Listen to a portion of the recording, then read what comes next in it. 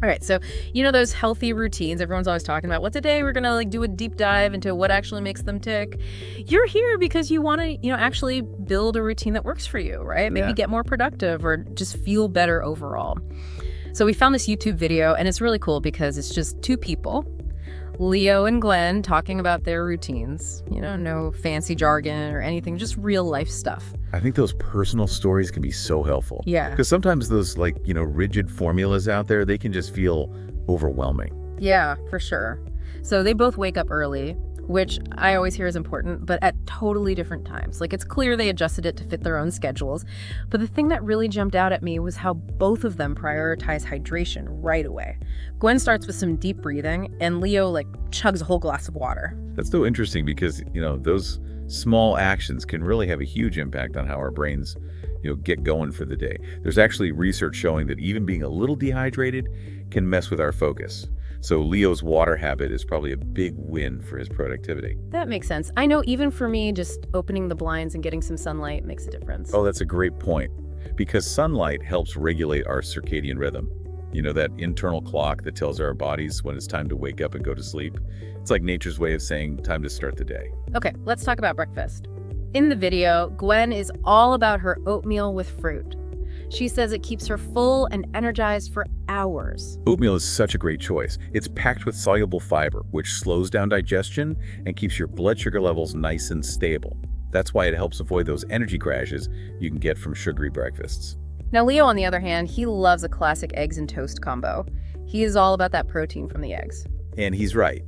Eggs are a fantastic source of choline, which is super important for brain health and memory. And that protein helps you feel full longer, so you're not reaching for snacks all morning. And they both like toast, too, sometimes with avocado or peanut butter. Smart additions. Those healthy fats from avocado and peanut butter also help to slow down the absorption of glucose. So again, it's all about keeping those energy levels stable and feeling satisfied. It's really about finding that balance at breakfast that sets you up for a good morning. So it sounds like breakfast is not just about what you eat, but how it impacts your energy and focus throughout the morning. Exactly. Research has actually shown that people who eat breakfast tend to perform better cognitively, especially when it comes to memory and attention. Okay, so now let's jump into their work days. Gwen works from home, and she really emphasizes setting up her desk space, checking her calendar and to-do list, and then prioritizing her tasks.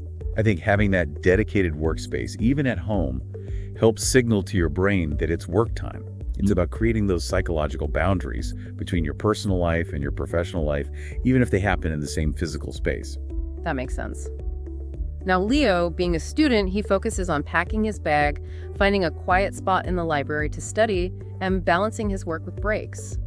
It's interesting how, even though their environments are completely different, they both prioritize planning and organization. That structure seems key for both of them. And maybe those intentional breaks they both mentioned are important too. Absolutely. There's this thing called the ultradian rhythm, right, which basically means our brains naturally go through cycles of high focus and low focus throughout the day. Taking breaks aligns with those natural rhythms so we can return to our tasks feeling refreshed and ready to focus again. All right, time for a break for us too. Let's talk lunch.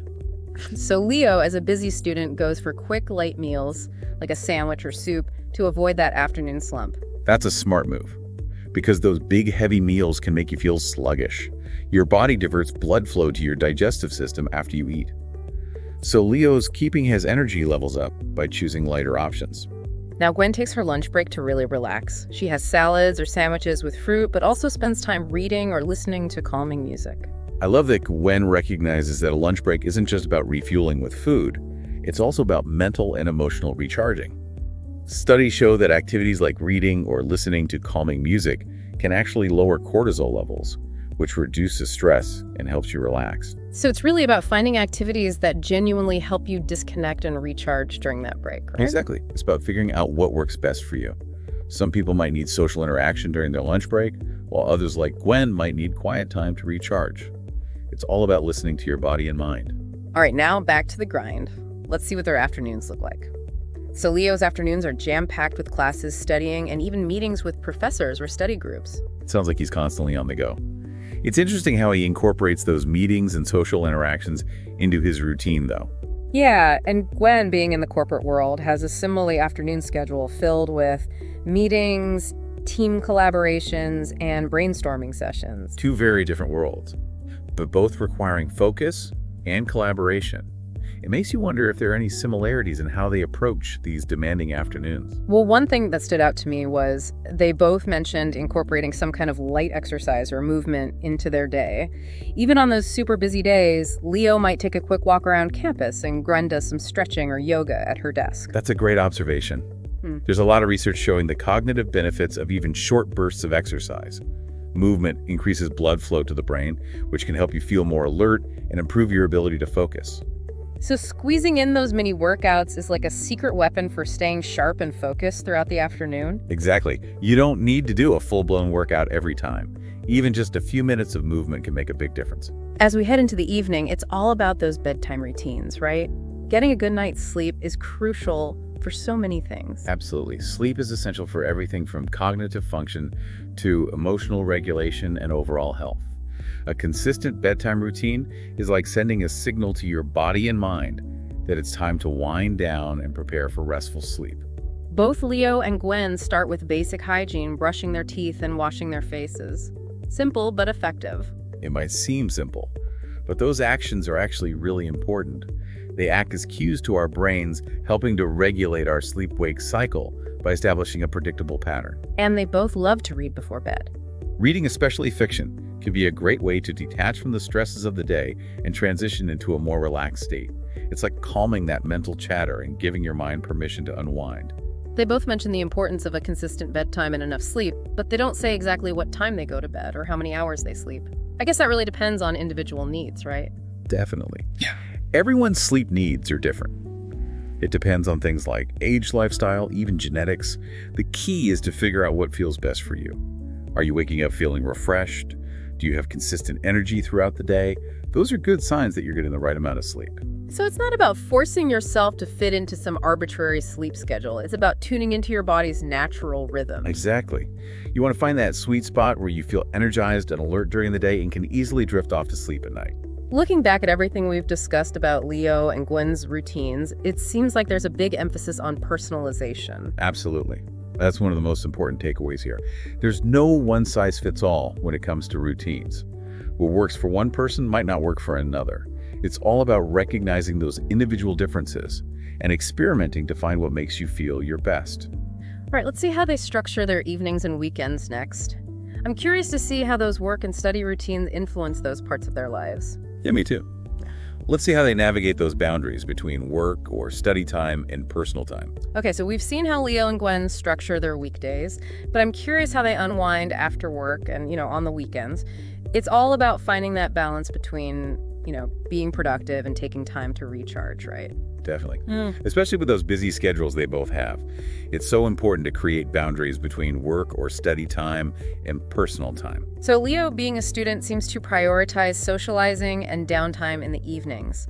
He mentioned dinners with friends, hitting the gym, and catching up on his favorite shows. It sounds like a good mix of activities. Yeah, that variety is probably key for him. Social interaction is so important for our well-being.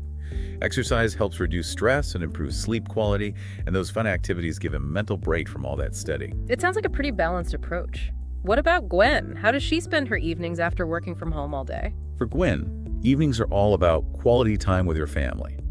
Cooking dinner together, playing board games, or just relaxing and chatting. She really emphasizes those close connections. That makes sense, especially since she's working from home all day. It's probably even more important for her to have that clear separation between work and personal life. Exactly. Prioritizing those family interactions likely helps her shift gears mentally and emotionally, creating a sense of connection and belonging after a day of working solo. Now, weekends are usually a time for a break from routines. But I'm curious if Leo and Gwen maintain any structure during those days? Weekends can be tricky. It's about finding that balance between relaxation and, keeping some semblance of routine. Yeah. Especially for people who thrive on structure. Right. So Leo uses his weekends to catch up on sleep-run errands and work on personal projects. He mentioned photography as a hobby he really enjoys. Engaging in hobbies is such a great way to nurture creativity and, tap into those passions outside of work or school. It's about feeding that sense of curiosity and exploration. And Gwen seems to dedicate her weekends to family outings, exploring local parks, or trying new restaurants. She also mentioned volunteering at an animal shelter. Volunteering is such a rewarding experience. It's a wonderful way to give back to the community, connect with like-minded people, and create a sense of purpose beyond your everyday routine. It seems like both Leo and Gwen, even in their downtime, prioritize activities that align with their values and interests. That's a great observation. It's about creating a life that feels congruent, where your routines and activities, even outside of work or school, reflect who you are and what you care about. Now let's get back to this idea of building routines that actually stick. I think we all struggle with that from time to time, right? Like our motivation comes and goes and life throws us curveballs. Oh, for sure. Motivation can fluctuate and, life happens. It's about creating routines that are flexible enough to adapt to those changes. Leo mentioned that he sometimes struggles to stick to his workout routine, especially when he's feeling overwhelmed with schoolwork. I think we can all relate to that. It's important to acknowledge those challenges and have strategies in place to deal with them. So what are some practical tips for building that flexibility into our routines? One approach is to prioritize the most essential elements of your routine. Those non-negotiables that really make a difference in your day. For example, if exercise is crucial for your well-being, then make that a top priority, even if it means adjusting other aspects of your routine. Exactly. It's about recognizing those core elements and protecting them even when life gets hectic. Gwen talked about the importance of not being too rigid with her schedule. She builds in some wiggle room, especially on the weekends. That's a great example of building in flexibility. It's about having a plan but not being so attached to it that you feel defeated when things inevitably change. So it's not about striving for perfection, but rather about progress and adaptability. Absolutely. And remember, building sustainable routines is a journey, not a destination. It's about experimenting, adjusting, and finding what works best for you as your needs and circumstances evolve. Speaking of adjustments, let's talk about technology. It's such a huge part of our lives, and it can definitely impact our routines both positively and negatively. Oh yeah, technology is a double-edged sword.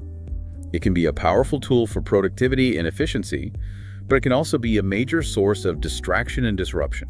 Leo uses apps to track his workouts and progress, and Gwen relies on her calendar and task management tools to stay organized. Those are great examples of using technology to support your goals. It's about being intentional and selective about the tools you choose and how you use them. But I know I'm totally guilty of getting sucked into this social media vortex, especially when I should be focusing on other things. We've all been there. The constant notifications, the endless scrolling, it can be incredibly addictive and really detrimental to our focus and productivity. So how do we harness the power of technology without letting it control our lives and disrupt our routines? It's all about setting boundaries, both physical and mental. Create designated times for checking emails and social media, and silence those notifications when you need to focus. So it's about creating those tech-free zones, those pockets of time where we disconnect from the digital world and reconnect with ourselves and the people around us. Exactly. Remember, technology should serve you, not the other way around. Choose tools that enhance your life, not distract from it. This brings up an interesting point about external validation. We live in a world where social media is flooded with these perfect morning routines and productivity hacks. It's easy to get caught up in comparing ourselves to others. It's a valid concern.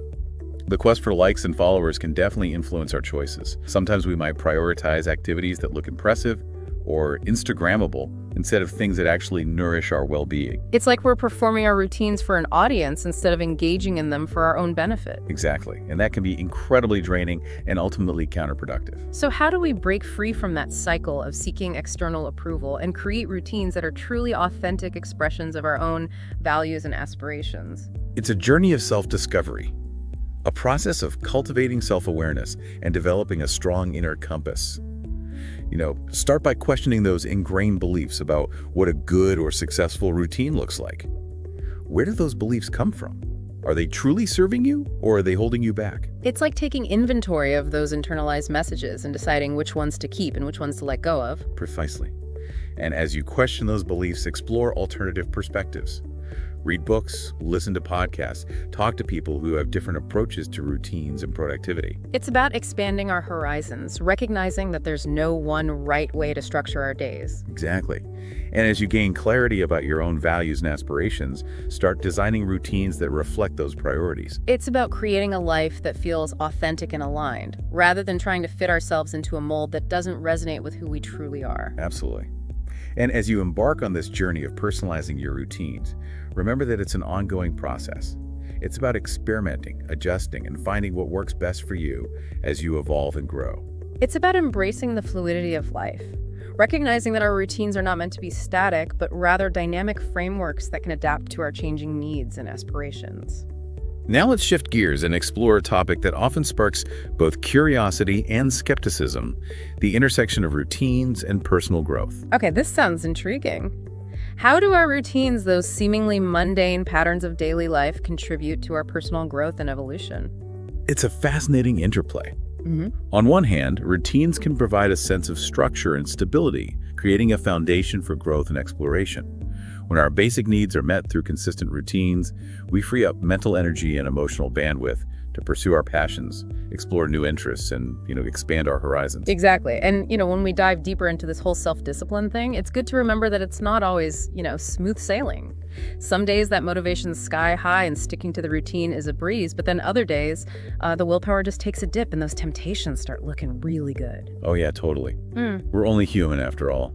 Those temptations and distractions are just part of life, right? And that's where habit formation comes in big time.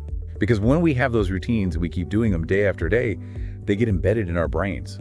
They become almost automatic. Like we're putting those positive behaviors on autopilot. Exactly.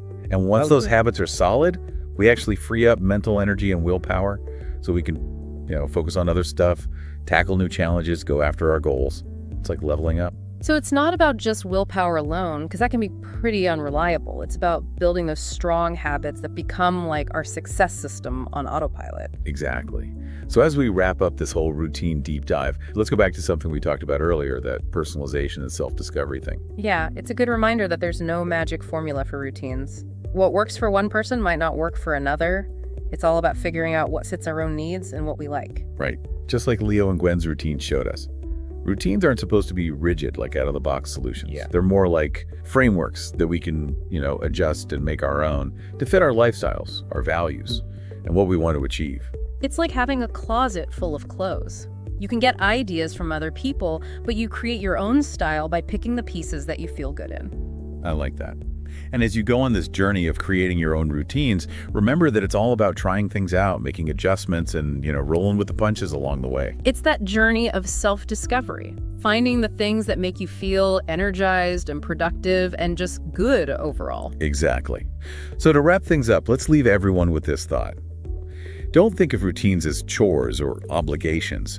Think of them as tools for creating a life that really reflects your values and what you want. Yeah, routines aren't meant to trap us. They're supposed to free us up to do the things that matter most. Exactly. By shaping our routines, we take charge of our time, our energy, and ultimately our lives. This has been such a great deep dive. It's got me thinking about my own routines and how I can tweak them. What about you? I'm always so interested in all the different ways people approach routines. So everyone listening, please share your thoughts, your challenges, your successes in the comments. Let's build a community where we can all support each other on this journey of creating fulfilling and meaningful lives. Yes, let's keep this conversation going. So until next time, keep exploring, keep experimenting, and keep those routines rolling.